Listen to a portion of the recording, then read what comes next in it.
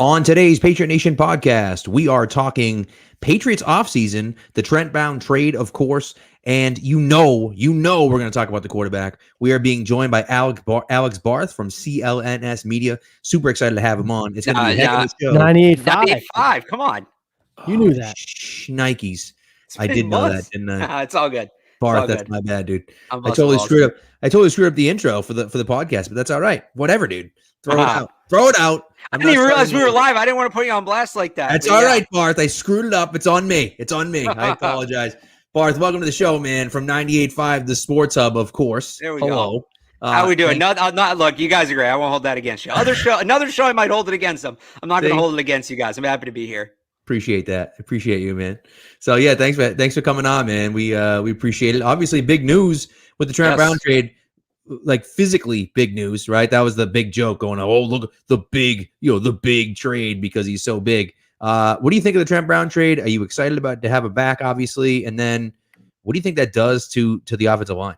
Yeah, it's a great trade. You know, it's a pick swap trade. So you move down from the 5th to the 7th, and it's the same value. So it's all good there. Everything's good there. And by the way, it's next year too, not this year, where their picks are a little more condensed. So it's a good move. As for what I think it means for the offensive line, it can mean a couple things. And this is where this gets really interesting. And this is where I think it's fun, is that, you know, are you going to have guys play to their strengths individually, or are you going to try to put, you know, your best 5 linemen on the field? How do you do it? I don't think Isaiah Wynn goes into guard. That's not going to happen. He's not big enough or strong enough to play guard in their system. I think they want Michael Onwenu at guard. I know people say he was a great tackle last year, and he was. He absolutely was. But he's a guard, and however good he was at tackle, he's going to be an even better guard. And the thing is, and Matt Chatham was the first one to point this out, and he would know a thing or two about this. You put Trent Brown next to Michael Onwenu over there on the left side, you're going to run for 10 yards a carry. And I'm not totally joking about that. Yeah. So, you know, but then it's like, what does Marcus Cannon look like after the year off? And you know, do you move Trent Brown over there? He wasn't as good over on the right side. You're also taking some risks with Isaiah Wynn staying healthy. I'd like to see what they can get for Isaiah Wynn in a trade, because I like the idea of having a developmental tackle on the roster. And that time's about up with Isaiah Wynn, right? He's got 1 year left on his deal. It's going to cost him $10 million to pick up his 5th-year option, which is a lot for that player.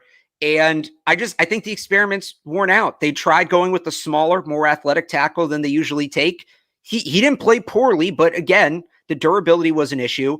I'd like to see them move on from him. You go with Brown and Cannon, and you still have Justin Herron, who I think is an underrated player and kind of got buried by how good Michael Onwenu was. I guess we only had the attention span for one prolific rookie offensive lineman. But Justin Herron's good too. You have him as your third tackle if something goes wrong with Marcus Cannon. And then you dip back into the draft and you go back and you get a developmental tackle. Maybe not in the first round, but I wouldn't be opposed to a top 100 pick on a tackle. That guy becomes your developmental option. And then you reset that rookie contract with, you know, you go from 1 year with Isaiah Wynn to 4 years on whoever that guy may be. It's a good tackle draft. So that's just one way to go about it. There's a ton of ways, and that's why this is fun, but good problem to have. I think no matter what they do, they can't really screw it up unless they try playing Isaiah Wynn at guard. So, you know, good place to be. Offensive line's in a good spot. Yep. Now you just got to find out who they're going to be protecting. Yeah, and you alluded to it, the run game. And people forget how great Sony Michel was. I mean, granted, he was healthy and, you know, certainly I think had a little bit more burst as a rookie, but he had a career year running behind Trent Brown and obviously Joe Thuney on that side, which I think his future here is very limited. I don't think that's about wrapped. You can say it's about wrapped. It's all over. He's going to get big money from somewhere. I think Cincy, someone like that, of the Jets. But anyways, no, I mean, and I think we'll know a little bit more if we don't know before then. Obviously, the deadline to pick up that option is May 3rd. So we'll know a little bit more about Isaiah Wynn's future then, right, how they feel about that going forward. But I said it when the trade happened. The strength of the team got even stronger. Their offensive line, I mean, really ever since that terrible AFC Championship game in Denver, what was that, 6 years ago now, 2015? Yeah. It's been the strength of the football team. And it just got better. They got a ton of depth. I think last year it really hurt them not having that swing tackle. I think Illuminor did kind of what he could in the time that Wynn was down. A lot of guys were out of spots. Right now, you're not running into it, but I do think there's an odd man out here. And it's either going to be Marcus Cannon. You cut him. I think it's a little bit over $7 million. You're saving the cap if you get rid of him. Obviously, kind of flirted with retirement the last few years. And then the future of Isaiah Wynn. Do you look to get a trade partner? What can you get out of him? So it's interesting. But I like the move. And the biggest thing with Brown is, can he stay in shape? Can he be engaged? Can he stay on the field? And it's funny that I wonder if he knows Dante Scarnecchia is retired. Anybody else get a little emotional with that that Instagram post with him and Scarface bumping? I mean, he wants to be here a little bit. He wants to be here. Yeah. I mean, he's liked tweets for months about it. I think that's important too, because I think a lot of the Patriot way, the culture's gone, stuff is overblown, but I think there is a little bit of that. I think this team last year didn't have some of that spark that previous teams had, didn't buy in the same way that previous teams did. Not to the level of worry, not to the, red alert level that some people out there say, but I think there was a little bit of that. And you go out, you get a guy who knows what it takes to succeed here, who knows what it takes to win here, who's going to buy in here. I think that's valuable. We talk about the reunions. We've talked about reunions now for 2 weeks. I think Kyle Van Noy's the same thing. If you can get a guy like him back, Brandon Cooks has been floated, and he's a guy, right? The quote, well, if you don't like the Patriots, you just don't like hard work. Like that's enough. I actually wrote today, I had like 15 players who are all on the market, who are all former Patriots they could look to bring back. So I like the idea that they're literally going back to what worked. Go get guys who can succeed here, not because you think they can, but because they have before. Right. And I love the idea. So I wrote an article about this the other day on Pat's Pulpit. I love the idea of trading Isaiah Wynn. I love it. I think it makes a lot of sense. That $10 million option is not significant by any stretch of the imagination as a left tackle, but it's a decent amount of money. And then, after that, if you're looking, even if he's a mediocre left tackle, you're looking at somewhere between $13 and $16 million a year. And so I actually made the argument in my article that you should actually look to keep Tooney if they believe that Onwenu is a tackle. Now, of course, as you're saying, he could be a dominant guard and an even better guard than he is as a tackle. If he's more suited to play guard, then fine, have him play guard and let Tooney walk. But, if you believe he can play tackle, you're going to play Tooney, $15, $16 million a year, somewhere around there, which is basically what you're going to be paying, a starting left tackle. And so, does that mean then you have to go out and find the next left tackle, whether it's Herron, whether it's someone else in this year's draft? I'm not sure, but, kind of put you behind the 8 ball a little bit there, because you assume if you're going to pay Tooney, then you're not going to pay Trent Brown, right? So like there are definitely some concerns, but either way, regardless of whether you keep Tooney or not, I love the idea of moving on from Wynn, because this is the time to do it. And the guy there's been 48 games since he walked into the league. He's missed 30 of them. Like that's significant. That is significant, for a guy that is going to be relied on in an incredibly important position. If he can't be the guy, that's really damaging to your team. You saw what it did in 2019. And I think the other path you can look at too, you mentioned paying Tooney. I haven't seen a ton of people talk about possibly locking up Trent Brown long-term. Right. And, you'd think, well, if they're going to do it, don't they do it right away when they restructure his contract? Maybe they want to see what happens in the draft, how he looks this year, what their cap situation is after free agency. But I wouldn't rule that out. He clearly wants to be here. They clearly like him as a player. And if you lock him up, you have left to right, you have Trent Brown, Michael Onwenu, David Andrews, who they absolutely should pay, Shaq Mason. And then if you lock David Andrews up, you extend Trent Brown, you just need to find a right tackle. Maybe it's Justin Herron. Maybe it's somebody in the draft.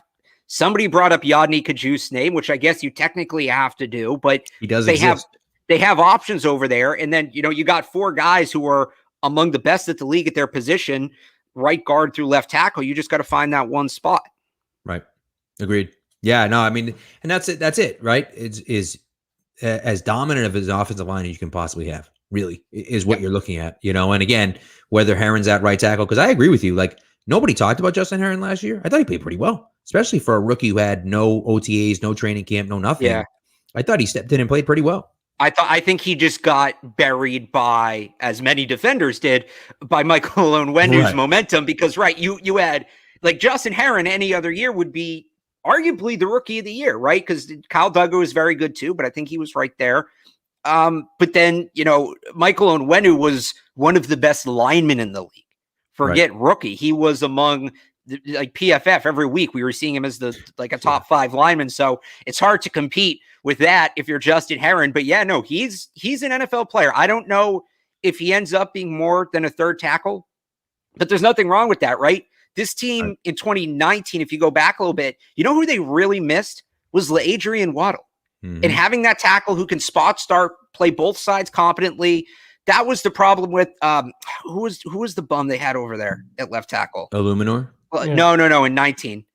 Newhouse. Newhouse, right. Newhouse. Like the problem with Newhouse wasn't that he was a bad player. It was he was a career right tackle who they tried moving to the left side, and it's like telling a righty to write with his left hand. Right. So having that guy who can play both sides is very valuable, who's okay in that role. Like if Herron's more than that, great. I think that's where he is. That's still important. But yeah, no, they found 2 linemen. They found 2 legit linemen in the 6th round. Not taking anything away from Michael Onwenu, but let's look at Justin Herron too. He's a good player.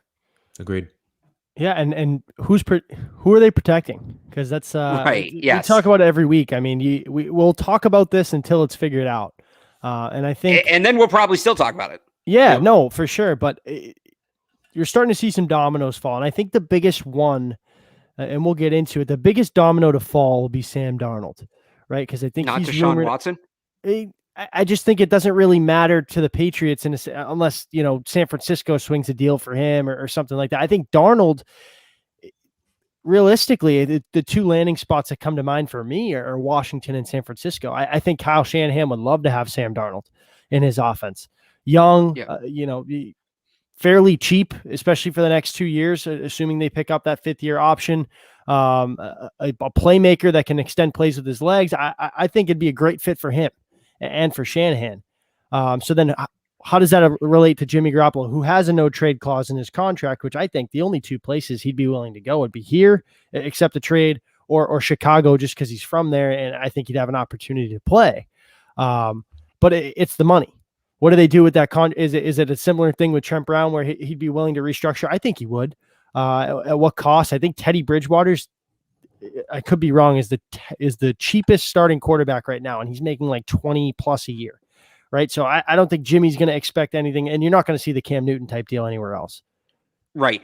So I think what they can do with that one is, like you mentioned, the no trade clause, right? Is if Chicago doesn't want him, and it's only the Patriots can just essentially not offer. Yep. And then the Niners have to cut Jimmy Garoppolo, and then the Patriots get to come up with their own contract. And there's not a ton of dead money. So there was before, most of that's gone. So there's not a ton that's stopping San Francisco from cutting Garoppolo if the Patriots won't make the deal. Now, it's a game of chicken, and you risk losing him, right? And the Patriots could have let the Raiders cut Trent Brown. The report is they weren't going to, but I'm sure that was floated at some point. Oh, if you won't give us what we want, we'll just hold on to him, or we'll let you cut him or whatever. But the Patriots can kind of, assuming there's not a huge market for Jimmy Garoppolo, which I don't think there will be, the Patriots can kind of force San Francisco's hand. And again, if he gets released, the contract goes away and you start from scratch. Right. No, it's a good point. I think what it comes down to is from San Francisco, in San Francisco, if they replace him, as Spags says, if it's Darnold, if it's somebody else, if they replace him, now they have no leverage, right? We're going to hold on to Jimmy G and we'll just play with Jimmy G. But if you get a new guy in there, it's like, well, you're not going to pay him $25 million this year. Well, it depends.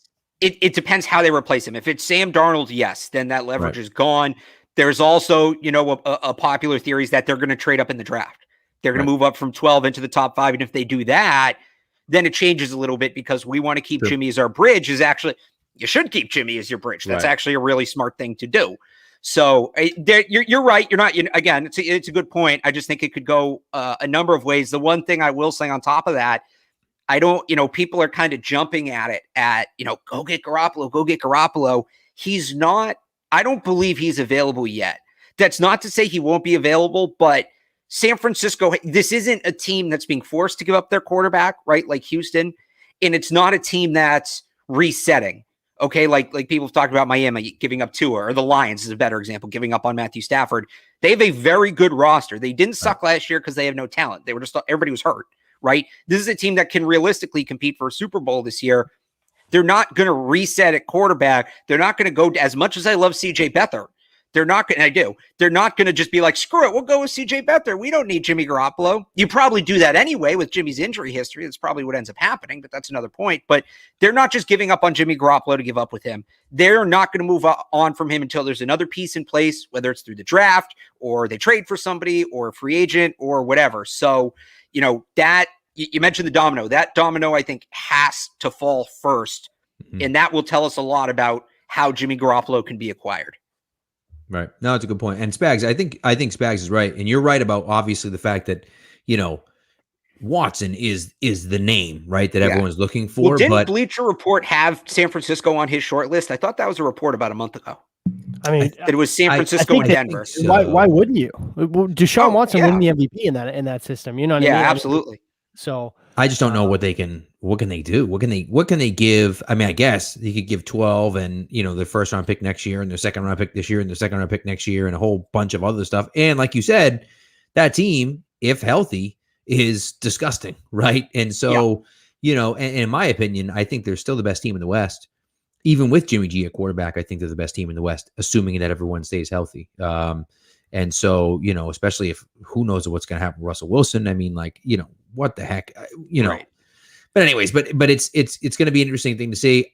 I've been banging the drum on Jimmy G for 6-7 months now, but I also don't want to see them give up too much. Like a 3rd round pick for Jimmy G is just too much. That's too much for me. You want to send a 4th round pick or a 5th round pick for him, fine, but I'm not giving up significant assets for a guy that, he's not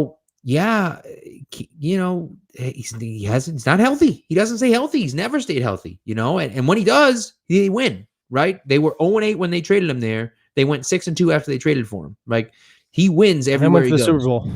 Right. Then won the Super Bowl 2 years later after being out for a year. Playing devil's advocate too, that was the same notion of Cam Newton when he came here, and they ran him and kind of put his body, out there. I think they do a pretty good job here keeping their quarterbacks upright and staying healthy.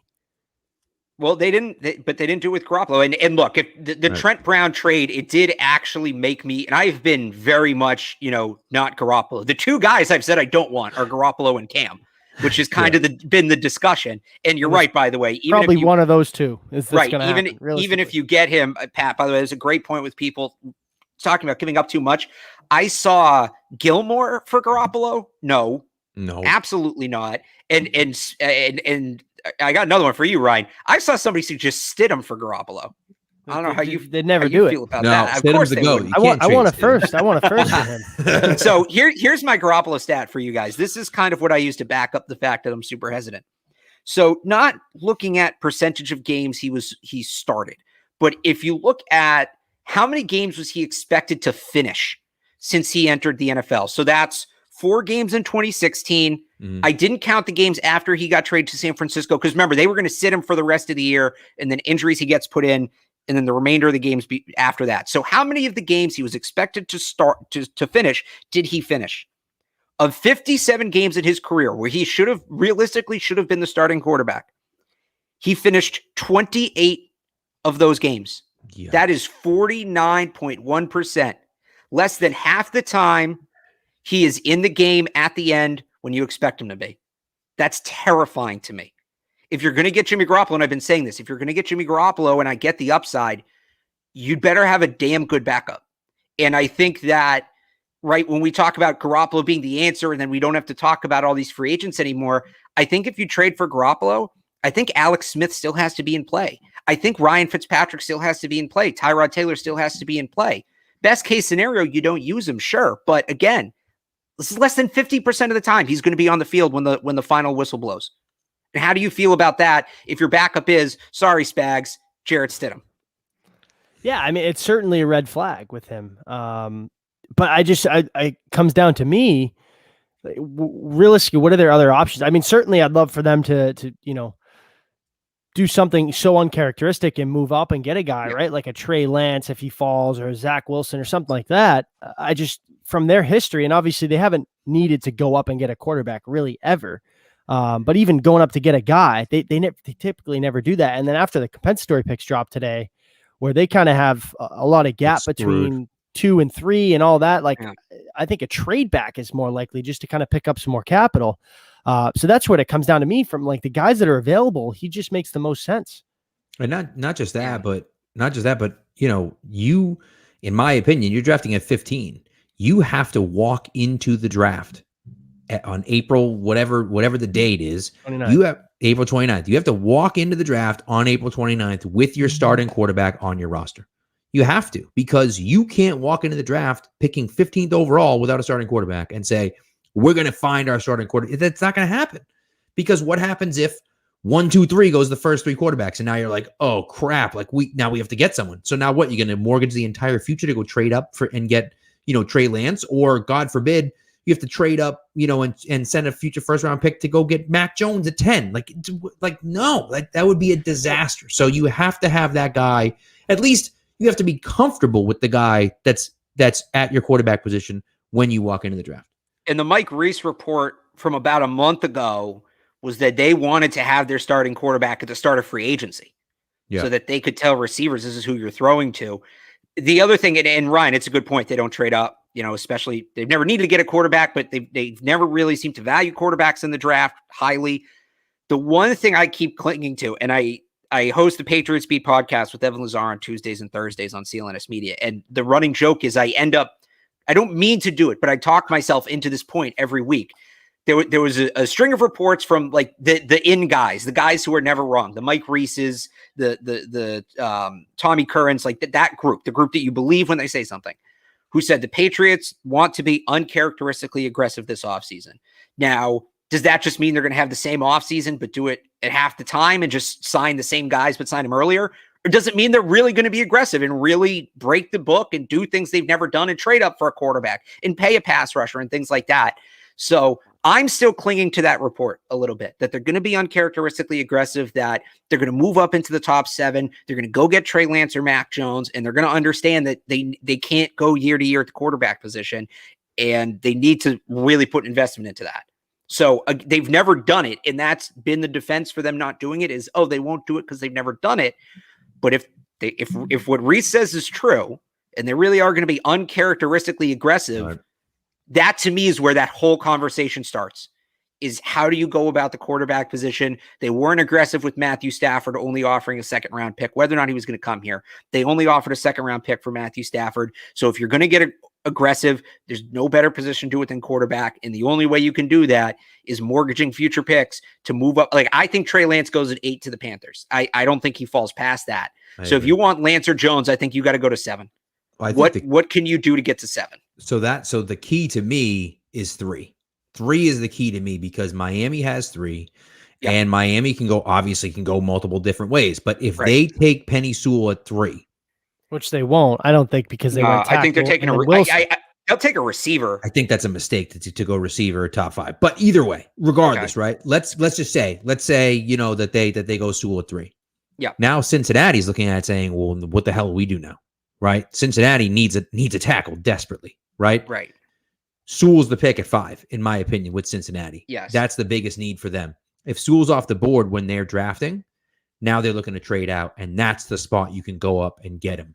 I mean, even Atlanta too. Yeah, even Atlanta. Like, I'm not sold on them taking a quarterback either. I know you're hoping you're never drafting that high again, so hey, might as well go get our franchise guy and let him sit a little bit. But I mean, and certainly Miami's not trading with you. They're not going to help you get your biggest need inside the division. So the other one, and you're kind of putting a lot of pieces together here, but I've seen this out there, and I kind of put this together in one of my mocks accidentally, is what if Miami, right? So if Miami puts the smoke screen out there, we want Sewell, we're taking Sewell 3, we're taking Sewell 3.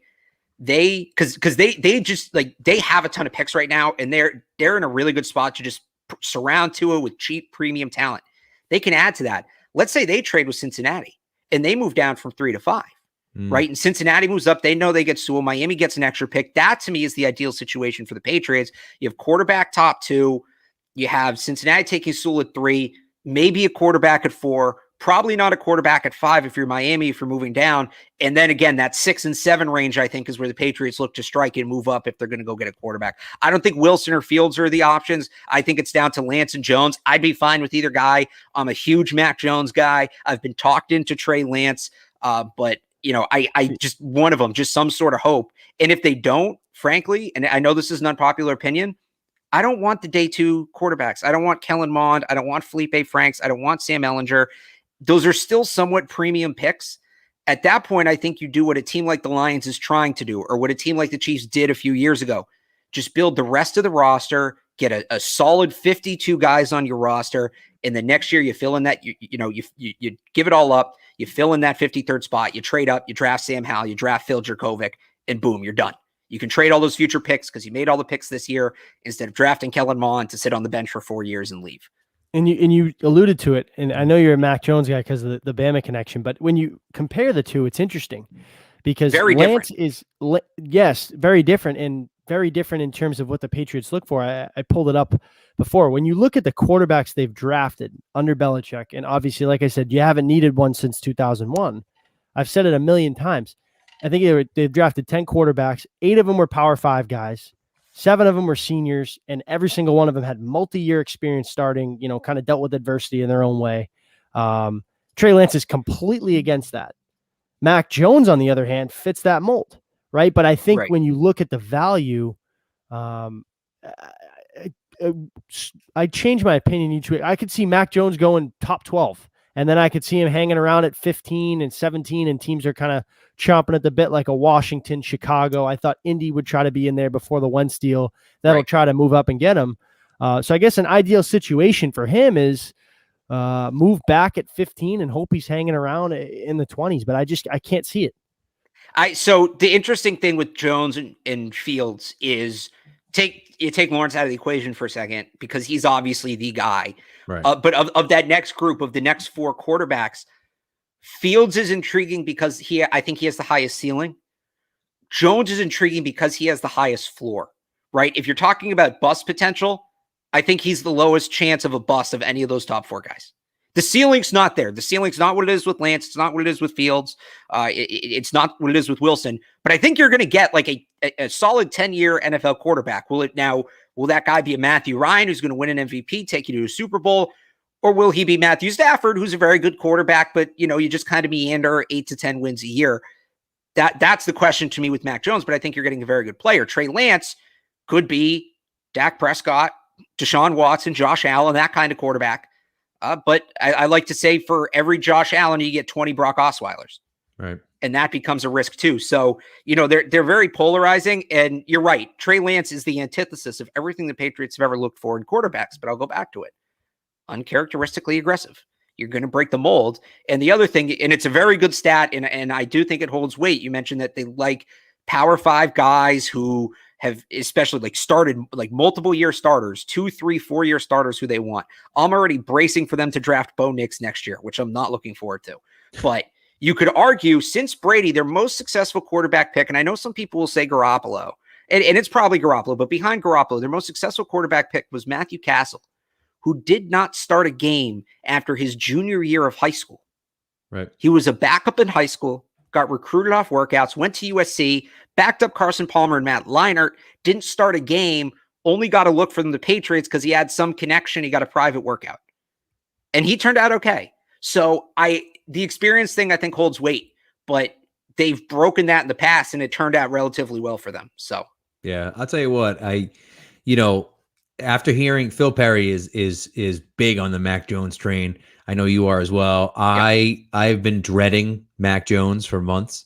I've been dreading Mac Jones at 15 for months, for God's sakes. And if they trade up to 6 for Mac Jones, Mac Jones is vegetables. You're not going to be super excited about it, but you're going to get what you need. He's ultimately going to make you healthier. And the other thing about trading up, and again, I hosted the show with Evan Lazar, and I had to pound this into Evan's head. When you talk about trading up for a guy and they're going to give up so much, I think a team should never trade for quarterback should never draft a quarterback just for the sake of drafting a quarterback. That's how you end up with 2 years ago. Dwayne Haskins. That's how you end up is a good one. Mitchell Trubisky is my other example of that. Mm-hmm. You don't draft a quarterback just to draft a quarterback. The flip side of that is If you believe a quarterback is the guy, if you believe this guy's going to come in, lead your franchise for 10 to 12 years, win you playoff games, sell you millions of dollars in jerseys, there's no price you can pay that's too high. Right. I don't think so. If you remember when the Chiefs traded up to get Patrick Mahomes, the take at the time was they gave up too much. You don't hear that anymore. You don't hear anybody saying the Chiefs gave up too much to take Patrick Mahomes. Josh Allen, which was a 1 and another 2 twos. Yeah. It's inherently a risk, of course. But if the Patriots really believe Mac Jones is the guy, and I don't know whether they do or not, they really believe Trey Lance is the guy, no price is too high to go up and get him. Right. No, it's a good point. I mean, listen, it's a good point.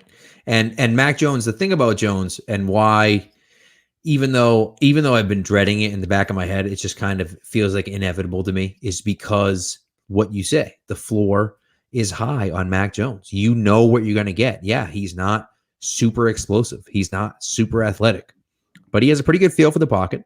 He's fairly accurate, and he's a pretty smart quarterback. Now, what scares me is that he hasn't had to throw into traffic. He hasn't had to deal with a ton of pressure, because his team was just so the best versus the blitz in the class. Like, I think he works the pocket real well. Yeah, I do agree with you, the tight window and the separation, but too, I want to bring this comment up. Just know if Bill trades up in the first, he got his guy. I think you could. That's a good point. Like if they're willing to do that when they never do it, you have to trust them and their evaluation that they got him. Gerard Mayo. Did they trade up for Mayo? Right? They traded back for Mayo. They traded back for. How did they? Oh, right. Yeah. They had 7. Yeah. That was the Randy Moss deal, or the Deion Branch deal, whatever. No, but right. So that's Hightower, Chandler Jones, Ty Warren. Those 3 worked out pretty well. All hits. So if they're trading up in the first, it's because they have a guy and they need to go get him. And listen, if it's Mac Jones, Bill knows a hell of a lot more than I do. So if it's Mac Jones, it's Mac Jones. What are you going to do? What happens when they trade up and we get all excited? Right, we see the Patriots have traded up and then they take Penny Sewell. Don't even joke. Don't even joke. I will say, like, I can't shake the idea that they trade up and try to get a guy like Patrick Surtain. I can't shake that. If you're going to trade Gilmore, you're picking up draft capital. You get a guy, first off, football family. We know how Bill loves that. And he's, as NFL ready as any defender I've seen in the last few drafts. So I don't think trading up is exclusive to a quarterback. Sewell's a stretch. That was more of a joke. But I think that comment applies overall. I think there are some non-quarterbacks Bill could really like that he'd need to trade up to get, chiefly Surtain. So I wouldn't rule that out either. And I think if they do it, if they draft Patrick Surtain, and I don't think I'm breaking any news by saying Patrick Surtain's going to be a stud in the NFL, but if they trade up and draft Patrick Surtain, they know that he's going to be a shutdown corner. Right. And I want to get into this now too. What are our free agent guesses? Because I think this is important too. Obviously, free agent starts, what's it, a week now, right? The 17th is the official first year of the new year. So, obviously, Allen Robinson was never going to come here. Chris Godwin was never going to come here. Obviously, classic tag candidates. But, you alluded to it several times, uncharacteristically aggressive. There was some reports today that Bill's ready to spend big at receiver, which I don't know how much I agree with that and believe it, but hey, whatever gets the blood boiling and ready for free agency, like that's fine with me. But yeah, I think it starts with, linebacker. You can kind of find those guys. It's a deep class from Baron Browning, Jabril Cox, Jamin Davis. Like there's just so many day 2 guys where you can find, linebacker depth, and they've spent picks on it in the past with Uche and Jennings. That's your guy. That's Pat's guy, Juju. But yeah, I think you need to go out. I've said it several times. Get a wide. You don't have to get I'd love a true number 1 and pay big money to it, but you don't need it.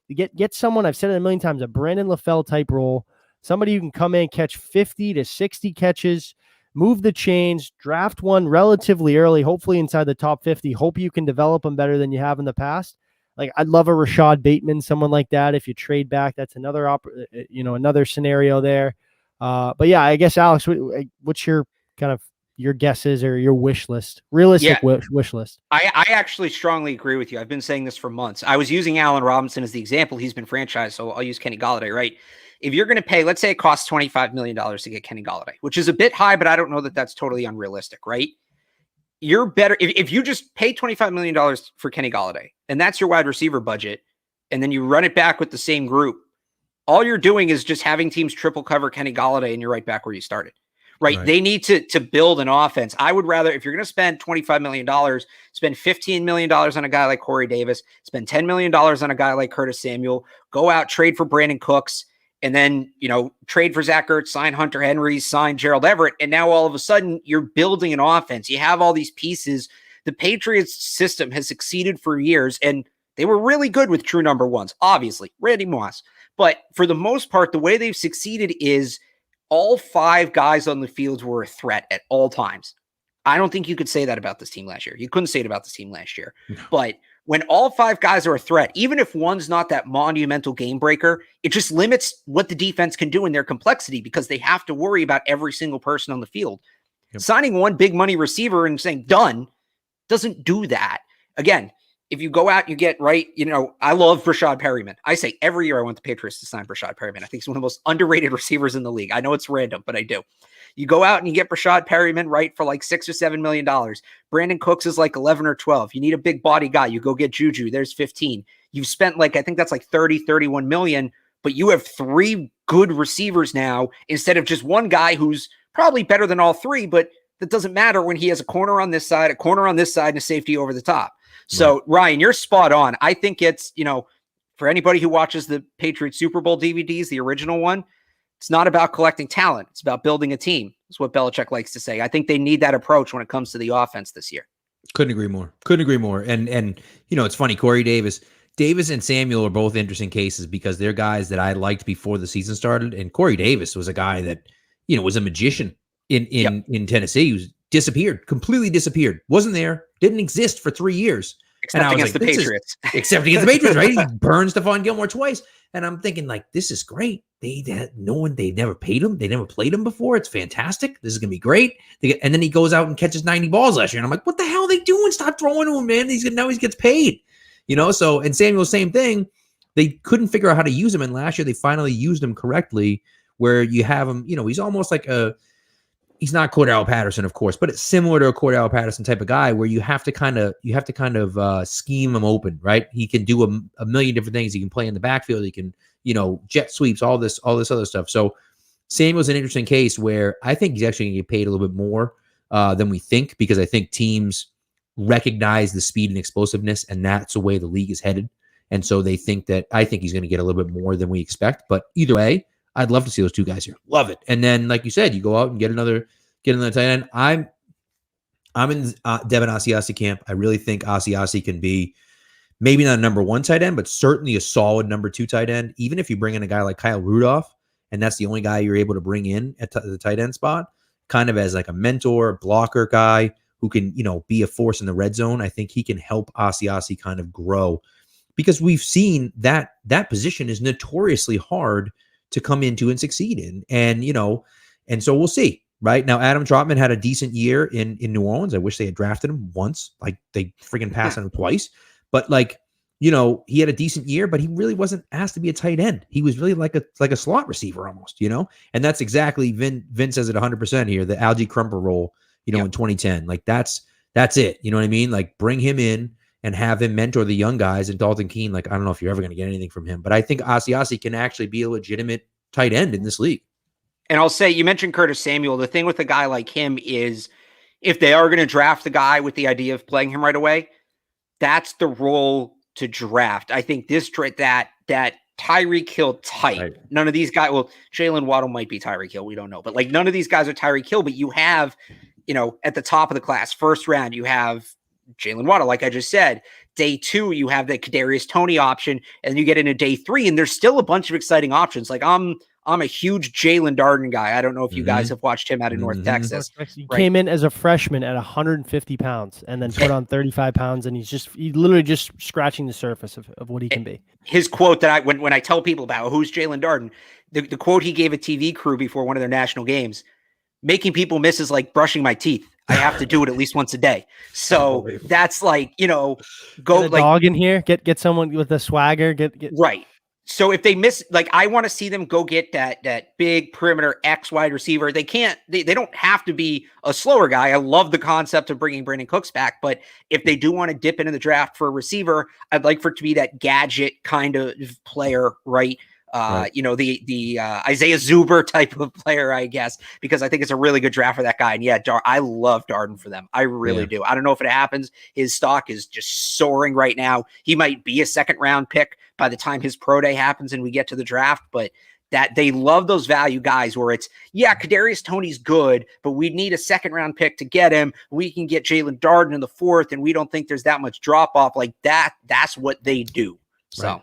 Yep, 100%. And John Brown, Sam mentioned John Brown. I love the fit with John Brown. He's more of a vertical guy than anything else, but he was so good in Buffalo. Him and Cooks are pretty similar. Yeah, I agree. Two of the best vertical guys in the league, in my opinion. And he's going to be cheap. Another value guy that, you could bring in on the cheap and, and I think can improve the, listen, anything's going to improve this past month. And that's their problem too at receiver. They don't have really anybody that can stretch the field. Like you saw how good the offense, everyone talks about Brandon Cooks he's like an outlier when you talk, he had 1,000 yards. That guy's a walking 60 catch, 1,000-yard guy, done it 5 out of 7 years. He is a respectable receiver in this league, top 15 guy, always has been. And by the way, he had hundreds of yards of pass interference penalties that year. Yeah. If you add receiving yards and pass interference yards gained, he led the league. He was essentially the leading receiver. But yeah, just getting that down the field guy, whether it's Cooks, whether it's Brown. Well, again, I love Brashad Perryman. Somebody in the chat has Emanuel Sanders. The offense was just, they had more than one problem, but the speed was brutal. Yeah. They need speed desperately. And I think Emanuel Sanders at 34, that guy can still burn. I saw some people today saying he was washed. He's not what he was. He's not the guy you signed to an offer sheet in 2013. He caught 60 balls last year in an offense with some pretty bad quarterback play. Like he could have a role here. Yeah, no, that's a good point. All right, let's switch gears to the defense a little bit here. The biggest question on the defense, and I guess really possibly the biggest question on the team outside of quarterback is the former defensive player of the year, Stefan Gilmore. Obviously making $7 million this year. Clearly he's not going to play for that, right? So the question is, A, you either have to extend him, or B, you have to trade him. Do you see a world in which the Patriots extend Stefan Gilmore? Do you think he'd be willing to take an extension? I can, for me personally, if I were the GM of the Patriots, I'd say, okay, I'll give you this year and then 2 to 3 years after that.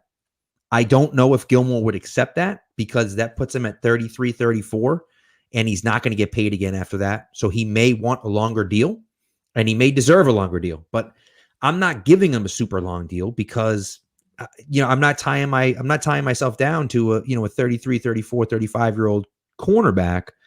But I think another team will. So, what do you think? A, I guess, do you think they sign him? And B, what do you think his value is if they do try to trade him? Yeah, the only world they bring him back is if they somehow get Deshaun Watson, right? And it's right back in win now mode. But that's an extreme hypothetical. Like, I don't think that happens. That's my fancy way of saying no. I also think you mentioned, not wanting to tie the money down. Next year is a very good free agency class for corners. And we'll see how many of these guys actually hit the market between franchise tags and extensions. But you're talking about Jair Alexander, and the Packers are not in a good cap spot right now. You're talking about Marcus Lattimore. The Saints do not have a ton of money to spend and will not have a ton of money to spend. So I kind of look at it like where they were, how they got Gilmore in the first place, right? They had Malcolm Butler and they had Darrelle Revis, and everybody said, we got to keep Revis because Malcolm Butler at the time was a number one corner, but he wasn't an ace, right? To use like a baseball analogy. He was he was quality enough to be top pitcher in your rotation, but you wouldn't call him an ace. Rick Porcello? Exactly. Yeah, that's not a bad example. Thank you. You want a Cy Young, but the biggest joke Cy Young of all time. Statistically, it is. I won't get into that. But so basically what they did was they moved on from Revis short term, and they just they had Butler on that restricted free agent contract, and they used different tags, and they strung him along until Stefan Gilmore came along, and they had a chance to go out and get their ace, right? Because Stefan Gilmore was obviously an ace, defensive player of the year. Now they're in a similar spot where Gilmore is kind of where Revis was after the 2014 season. He wants that last contract. He's like, you don't want to give him a ton of years because of his age. You're going to have to pay him probably more than he's worth. And they have J.C. Jackson, who is a number one corner, probably isn't an ace, who they have some kind of dummy years of control over if they manage it a certain way. And then you have a really strong cornerback class coming up next year. So they can string J.C. Jackson along for the year. Defense is what it is. And then next year you go out and you give that big contract to whichever cornerback breaks free. And I just think there's so much you can do with the Stefan Gilmore trade. Send him to Dallas, who now they need defensive help. They locked Dak up. They're not going to be able to pay Michael Gallup. Would you rather have 1 year of Stefan Gilmore, 1 year of Michael Gallup? On this team right now, give me Gallup. Right. The other one, Agreed. Can you send Gilmore and maybe a day 3 pick to Green Bay for 29? It was made painfully obvious in that NFC Championship game that Jair Alexander needs help on the other side. Jair Alexander is no good if you got Swiss cheese over opposite him. They could run by whoever's over there. Green Bay's desperate. They're trying to win. Window closing on Aaron Rodgers. They already have their next quarterback, supposedly in Jordan Love. You get 29, and you kind of do what the Vikings did last year with Stephon Diggs, where they traded him away. They reset the contract. They bring in a guy on a rookie deal. You get 29, and you use that pick on a corner. Good corner here. So There's a lot of different things you can do in terms of trading him that can make your roster better. I just think that there's too much right now out there between what they could get for him in a trade, what the free agency class looks like next year, for them to give him the bag. Do you think? Yeah, and I think too, corners. I'm sorry, Spags. Do you think they could get 29 for him? I think not straight up. Okay. If you do maybe 29 and like a 4th round pick, or 29 and maybe. Gilmore in a 4th round pick. You throw some other picks in there, whatever. But like that you're giving up. Like Gilmore's the base. You probably have to give up another pick or two. But again, Green Bay's. Most teams at 29 know Green Bay's desperate, and this is a weird year. If they want with their cap situation, if they want a player of Gilmore's quality, they have to trade for him. And the reality is, Zadarius Smith's entering a contract year. Jair Alexander's entering a contract year. You don't know how much longer Aaron Rodgers is going to play. If there was ever a time to just send it and say, screw the future, let's win one this year, this is the time to do it. And that's exactly that kind of move. Well, I think, too, there's no chance he plays a snap on that contract, right? Because they moved money from last year to this year. I think it's like $7 million, right? So you're in his case, it's like if you're trading him somewhere, they probably have to have an extension in place at least for the next 2 to 3 years to just to even get as much for him. The one I flirted out there is send him the NFC West. Me and Pat talked about it today. You don't have to deal with them. They don't play them for another 3 years. You get them long gone. You don't have to face them, once a year. The only way you'd see him is in the Super Bowl. And the NFC West is a gauntlet. Most of, competitive league, division in the league, a team like Arizona, right? Like I think they're bound to go corner. They sit at 16. I think that's kind of JC Horn, maybe a Caleb Farley range, a Surtain if he falls. But yeah, does Gilmore and like their second do it? I do it. I realistically would. And I think that's a team that to compete in that division, you need a true number one. Jalen Ramsey, out there, you get matching up, lining across DK Metcalf, Robert Woods, Cooper Kupp, Debo Samuel. It's a very, very competitive division. I think that makes the most sense. If you're going to move him, get him the hell out of here. I don't want to see him because he's too good. So I think the other one, and you'll hate this because they play this team this year, but we talked about what it might take for them to move up and get a quarterback. Does Gilmore in 15 get you 10 with Dallas? And then you take Mac Jones at 10. Does Gilmore 15 and a second get you 7? And then you get Trey Lance without giving up any future picks, right? I don't know that whoever it is at 7, I forget who it is. Does that team, picking that high? Detroit. Right. So Detroit doesn't want Stefan Gilmore, but something like that, where can you load it? Or maybe they do because they traded for Jared Goff and they clearly want to be decent during their rebuild. They're a mess. I love Dan Campbell, but they're a mess. But, what does Gilmore plus 15 get you is another conversation if you want to talk about moving up to get a quarterback. Yep, I agree. I had the same thought. I threw out a poll, like I don't even know, a few weeks back that was like, does Gilmore in 15 get you 10? And I got laughed at by a lot of people, but I was like, hey man, like laughed at because it's. I mean, I think it totally would. I think that absolutely. I do too. People are like, what are you nuts? I'm like, well, Gilmore's like still a dominant player, like, and it's the Cowboys. Like the Cowboys love big names like that.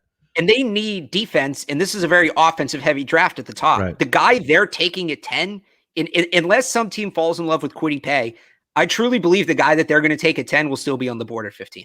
Right. So to them, I think that's a no-brainer. Yeah. No, it makes a lot of sense. So it's going to be interesting to see. I mean, again, there's so many different places the Patriots can go. And like you said, it's such an interesting parallel because I hadn't thought about that, about the fact that, RFA, JC Jackson's an RFA the same way that Butler was an RFA and the Patriots kind of kept stringing him along. And JC, you're right, like is a very good player. But we saw it last year when Gilmore went down, all of a sudden he had some real difficulty, taking that number one option away. And so, is he really that number one shutdown corner that you're going to have to pay 16, 17, $18 million a year to?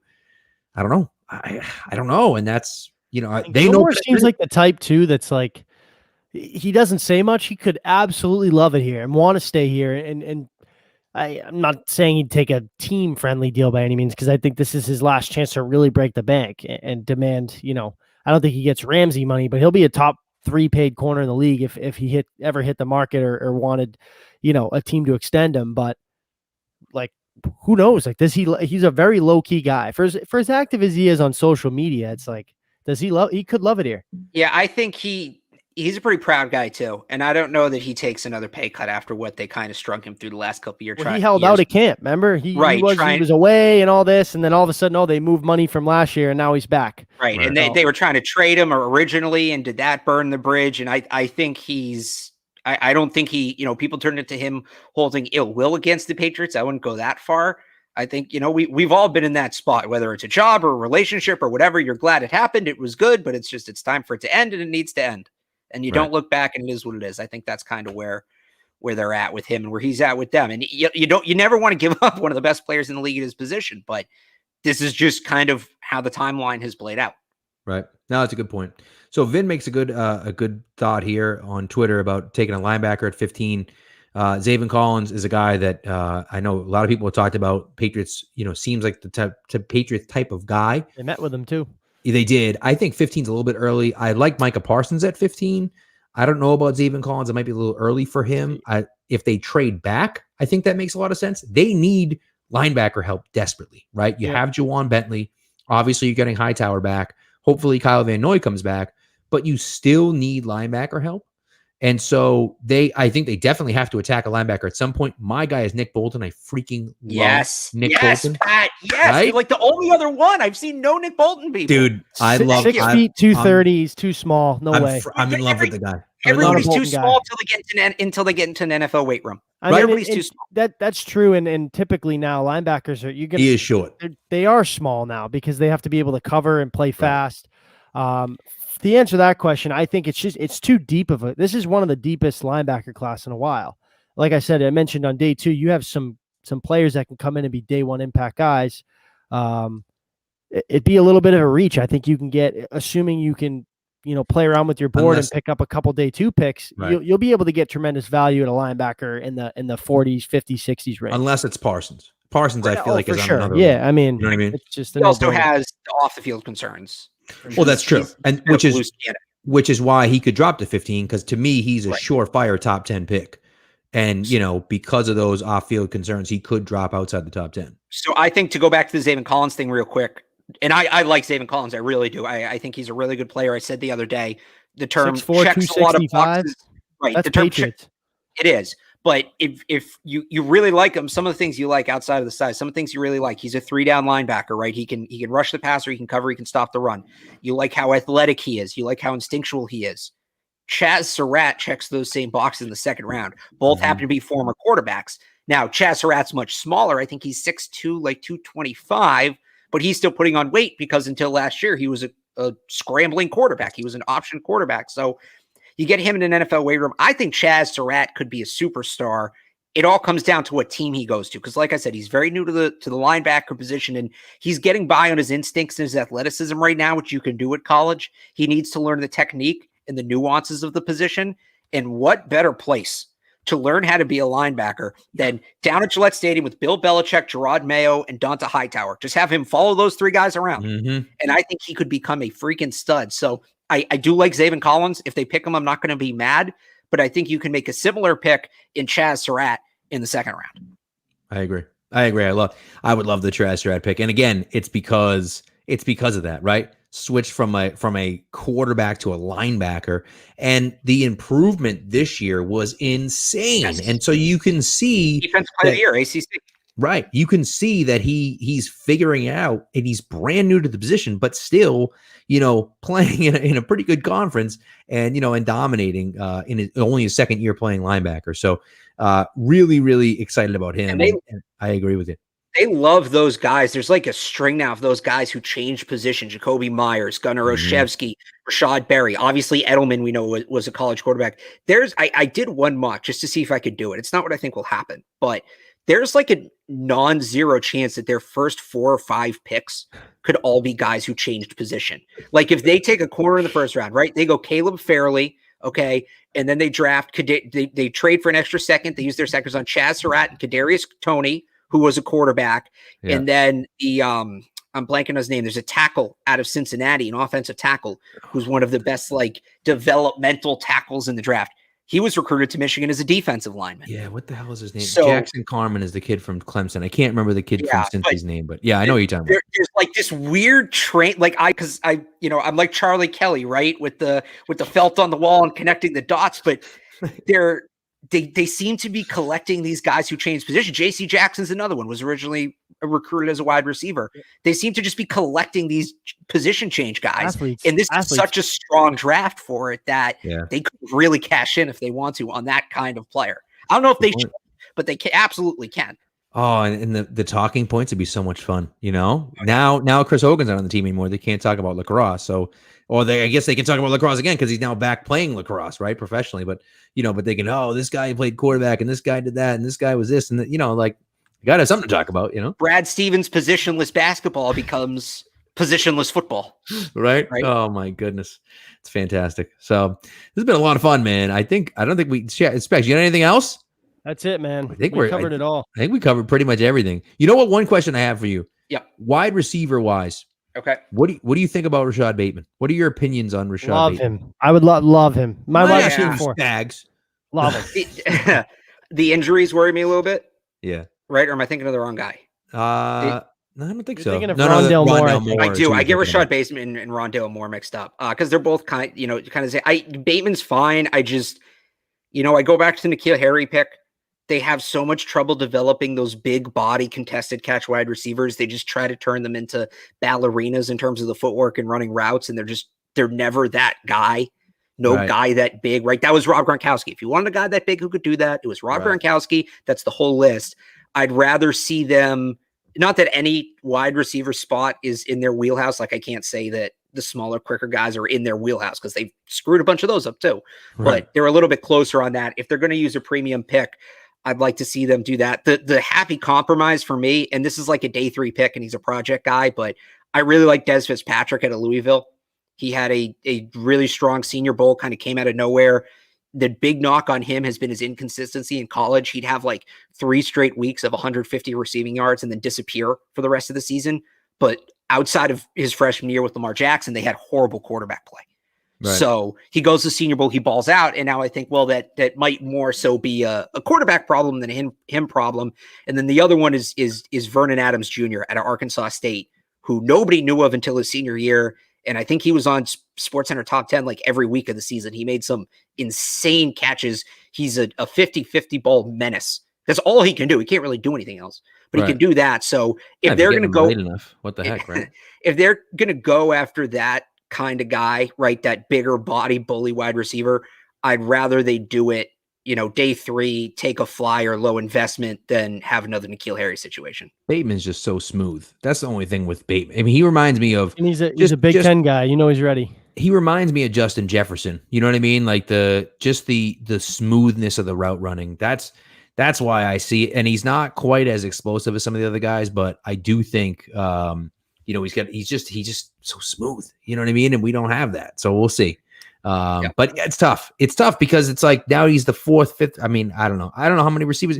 That's like one of those things. Bateman and Moore mixed up, by the way. I think that whole thing I just said made no sense. I think I have Bateman and Moore mixed up. I've been looking at so many that's what happens, man. And projections and scouting reports, but I'm no on whichever one I'm thinking of, whether it's Rondale Moore or Rashad Bateman's up to you. Yeah. No, I got you. So, all right. Well, sir, I think we're good, man. Thank you so much, Alex, for coming on. Why don't you plug yourself? Of course, we know that you're from 98.5 The Sports Hub and not from CLNS, although you do host a podcast Yeah, you on weren't CLNS. entirely So wrong. You're right. No, so you can find my work at 985thesportshub.com. Follow me on Twitter at Real Alex Barth. And then, yes, I host the Patriots Beat podcast Tuesdays and Thursdays with Evan Lazar. all right. Thank you, Sarah, for coming. We appreciate it. And to all of you out there, thanks for listening. Thanks for coming along. And we'll talk to you next week. And guess what? Free agency starts on Monday. That means when we talk to you next, free agency is going to be upon us. And maybe the Patriots will already have signed someone. It's going to be glorious. Hopefully. Bunch of emergency shows coming, I think. I hope so. I hope so. That was the thing. Dude, we're still recording here, but I don't even care. What was it? Tuesday morning. The dog gets up at 6 a.m. I see the Trent Brown news. I'm like, oh, here we go. Take the dog outside, jump in the shower, get one of the kids ready for school, record the podcast, record the emergency podcast. And then I'm like, all right, now I'm ready to teach. And it was like I did all that before my first class. So it was a productive morning on Tuesday. So anyways, guys, thanks for listening, and we'll talk to you soon.